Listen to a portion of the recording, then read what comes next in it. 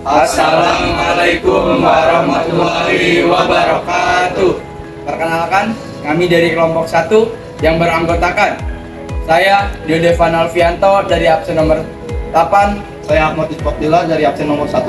Saya Jovita Rahmania dari nomor absen 16. Saya Samriani dari absen 9. Saya Hakamadang Prasetya dari nomor absen 13. Saya Muhammad Fatal Safwan nomor absen 21. Selamat menyaksikan.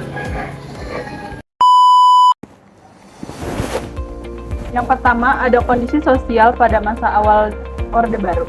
Pada kejatuhan Soekarno, Orde Baru yang di bawah pimpinan Presiden Soeharto melakukan penindakan terhadap ideologi komunis dan kelompok yang dianggap sebagai terlibat dalam G30 SPKI. Pemulihan sosial dilakukan dengan pengendalian media dan pendidikan, serta memperkenalkan ideologi Pancasila sebagai dasar negara yang wajib diterima oleh seluruh rakyat. Dalam masa pemerintahan 32 tahun ini, Presiden Soeharto melakukan kebijakan di berbagai bidang, salah satunya kebijakan sosial budaya. Di antaranya yaitu, yang pertama, ada mencanangkan program keluarga berencana, atau yang disingkat dengan KB. Program ini dilakukan dengan menyuruh setiap keluarga memiliki 2 anak, dan jeda untuk kelahiran tiap anak adalah 5 tahun. Program ini dilakukan agar untuk menekan laju pertumbuhan penduduk yang ada pada Indonesia. Yang kedua, ada mencanangkan program wajib belajar. Presiden Soeharto mencanangkan program wajib belajar selama 6 tahun bagi siswa usia 7-12 tahun. Program ini dicanangkan untuk memberantas buta huruf dan meningkatkan pendidikan rakyat. Yang ketiga, mengendalikan media massa melalui SIUP, Surat Izin Usaha Penerbitan. Bila penerbit menulis artikel atau berita yang bertentangan dengan kebijakan pemerintah, maka SIUP dapat dicabut dan penerbitan tersebut dihentikan. Yang keempat, melarang kegiatan politik di kampus. Pemerintah membuat normalisasi kegiatan kampus NKK dan Badan Koordinasi Kemahasiswaan BKK tahun 1978. Dua kebijakan ini melarang kegiatan politik apapun di kampus dan para mahasiswa dipantau secara ketat. Yang kelima, melakukan pelarangan budaya Tionghoa. Masyarakat Tionghoa mengalami diskriminasi dan pemerintah Orde Baru melakukan pelarangan penggunaan bahasa Mandarin, pelarangan melaksanakan tradisi, budaya, adat istiadat Tionghoa. Setelah jatuhnya Presiden Soeharto, impres ini dicabut dan diskriminasi pada masyarakat Tionghoa dihapuskan.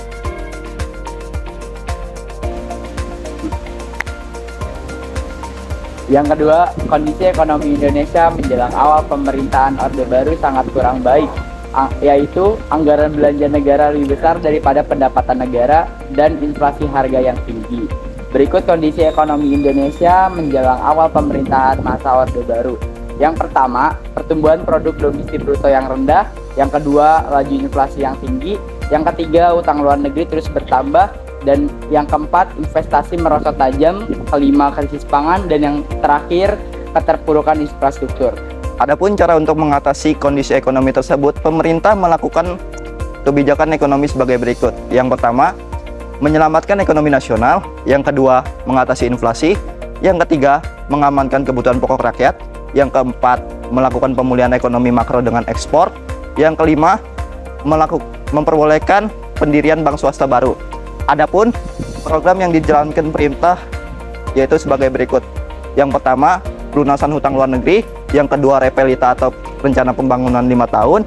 Yang ketiga, industrialisasi pertanian.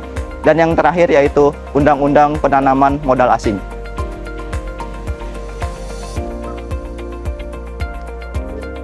Lalu yang ketiga, ada kondisi politik menjelang masa Orde Baru. Di masa Orde Baru, pada tahun 1966, Indonesia mengalami kondisi politik yang sangat kacau dan tidak stabil. Lalu di akhir tahun 1965, itu ada peristiwa G30S yang dipimpin oleh perwira militer yang terkait dengan PKI. Ini mengakibatkan itu tewasnya 6 jenderal Angkatan Darat. Hal ini memicu ketegangan besar di kehidupan politik Indonesia. Lalu pada Maret 1966, Soekarno memberikan super semar kepada Jenderal Soeharto yang memberikan mandat pada Soeharto untuk mengambil langkah-langkah yang diperlukan untuk mengembalikan stabilitas negara. Soeharto ini kemudian memperkuat kekuasaan dengan membatasi pengaruh Soekarno dan meminggirkan PKI serta komunis lainnya. Dan juga Soekarno ini memperoleh dukungan dari militer dan kekuatan politik lainnya. Hal ini yang membentuk dasar pemerintahan masa Orde Baru. Selanjutnya, pada tahun 1967, Soeharto secara resmi mengambil alih kekuasaan dari Soekarno dan mengulas pemerintahan Orde Baru yang lebih terpusat pada stabilitas politik dan pertumbuhan ekonomi. Kebijakan politik yang dikeluarkan terbagi menjadi dua, yaitu kebijakan politik dalam negeri. Yang pertama, pelaksanaan pemilu 1971. Yang kedua, penyederhanaan partai politik. Yang ketiga, dui fungsi ABRI sebagai kekuatan sosial politik. Yang keempat, pedoman penghayatan dan pengamalan Pancasila P4. Selanjutnya, kebijakan politik luar negeri. Yang pertama, kembali menjadi PBB. Yang kedua, memperbaiki hubungan dengan Malaysia dan Singapura. Yang ketiga, memperbaiki hubungan dengan RRC. Yang keempat, membentuk ASEAN. Yang kelima, berpartisipasi dalam KTT non-blok. Sekian presentasi dari kelompok kami. Kurang lebihnya mohon maaf. Wabillahi taufiq wal hidayah. Wassalamualaikum warahmatullahi wabarakatuh.